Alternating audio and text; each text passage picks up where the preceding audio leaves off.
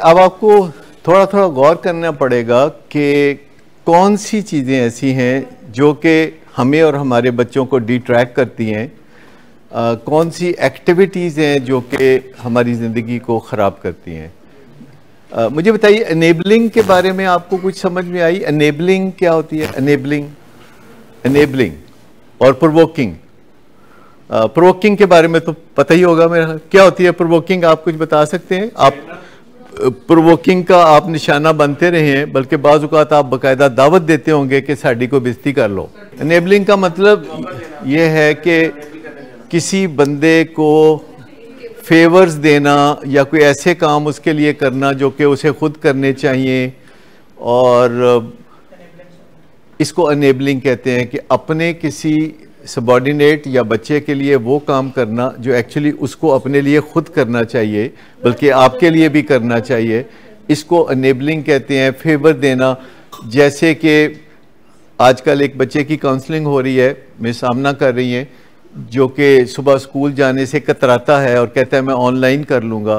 तो जब माँ उसको सुबह जगा रही होती है कि उठो स्कूल चलो, तो वालिद कहता है कोई गल नहीं, सौन दो मेरे बच्चे। और कल हमने उनको बुलाया हुआ था और उनको हम खींचतान कर रहे थे कि ना करया करो तुसी, यानी सैबोटैज ना किया करें, चीज़ों को सैबोटैज ना किया करें। क्या एनेबलिंग लाइफ में भी होती है? क्या वर्क प्लेस पे एनेबलिंग होती है कि नहीं होती? घर में होती है कि नहीं? जब माँ बच्चे का होमवर्क कर रही होती है और जब बाप कह रहा होता है कि ये ना करो और माँ चुपके से कहती है तू कर ले। सर जब माँ कहती है इसको तैयार कराओ, बाप को कहती है जी इसको तैयार कराओ बच्चे को, ये एनेबलिंग है? नहीं, ये तो एनेबलिंग नहीं। माँ बाप जो मिलके करते हैं बच्चे के लिए, उसमें तो एनेबलिंग वाली बात नहीं कि अगर माँ की मदद कर देता है वालिद तो उसमें तो कोई एनेबलिंग वाली बात नहीं है।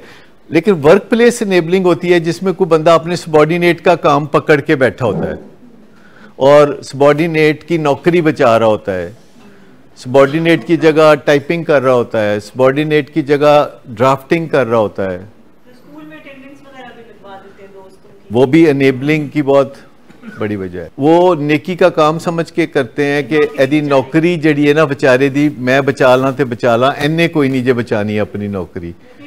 और ये हमेशा बावजूद बेहतरीन कोशिशों के आप इसको मुकम्मल तौर पर ख़त्म नहीं कर सकते। कोई ना कोई बंदा बीच में ये नेकी का काम कर रहा होता है कि जो बंदा अपना फ़र्ज़ पूरा नहीं कर रहा होता वो उसको कवर अप दे रहा होता है, और उसको ये नहीं पता होता कि वो उसी टाइम में कवर अप दे रहा होता है जिसकी वो अलग से पेमेंट ले रहा है अपने काम के लिए। तो अगर कोई बंदा 8 घंटे ड्यूटी में से 3 घंटे एनेबलिंग करता है तो एक्चुअली वो बंदा 5 घंटे काम करता है और बाकी के 3 घंटे वो जन्नत कमाता है। एनेबलिंग का नतीजा कभी अच्छा नहीं निकल सकता। लिखी पड़ी बात है, किधर है हमारा लिखा पड़ा नौजवान? लिखी पड़ी बात है, क्यों जी, समझ आ गई? ये लिखी पड़ी गल है कि एनेबलिंग और प्रोवोकिंग से कभी भी अच्छा नतीजा नहीं निकलेगा। एडिक्शन के फील्ड में एडिक्शन की बीमारी बढ़ती रहेगी और सोसाइटी में एनेबलिंग करने से सोसाइटी में खराबियां बढ़ती रहेंगी। मुझे बताते हैं कि जब आप अपने पेशेंट्स के साथ प्रोवोकिंग करते हैं, एनेबलिंग करते हैं, तो उसको ये सूट करता है ना, क्योंकि जब आप प्रोवोकिंग करते हैं तो फिर आप एनेबलिंग भी करते हैं। मुझे बताएं, जब भी आपके अब्बा ने आपको डांटा फिर कोई मेहरबानी की थी कि नहीं? तो बहुत कुछ देता। अगर आप अपनी मुलाजमा को या मुलाजम को कुछ बुरा भला कहते हैं तो उसके बाद अगला काम आप क्या करते हैं? मैं एक फैमिली के घर गया हुआ था, उनका बेटा किसी ज़माने में मेरे ज़ेरे इलाज था, तो मैं देखूं उनके घर के मुलाजम भागे फिर रहे हैं, कुछ ला रहे हैं, कुछ कर रहे हैं, और वो आते जाते को गालियां दे रही थी, उल्लू दा पट्ठा, रामजादा, फलाना ठमकाना। तो मैंने कहा ये आप क्या क्या आइटम पेश कर रही हैं, ये जो आप आते जाते को गालियां दे रही हैं? तो कहती है डॉक्टर साहब ए कोई मुफ्त च नहीं होंदा काम, ए मैनू 40-50 हज़ार रुपए दियां पैंदियां गालां। मैंने कहा वो कैसे? कहते जो भी मैं करनी है फिर मैं इन्होंने को पैसे देनी ने, कपड़े देनी तो ये नाल साडा निज़ाम चलता है। ये होता है कि नहीं? घरों में होता है कि नहीं?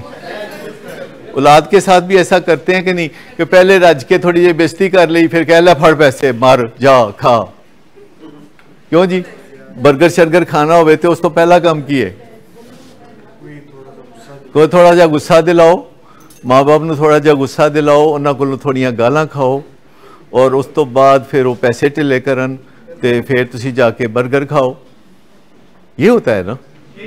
लेकिन अगर फर्ज करें माँ बाप गाली देना बंद कर दें, माँ बाप बुरा भला कहना बंद कर दें, ताने देना बंद कर दें और कंपेयरिंग करना कि वो तुम्हारा चचा का बेटा देखो, अपने आप को देखो, शक्ल देख अपनी सूर वर्गी तेरी शक्ल।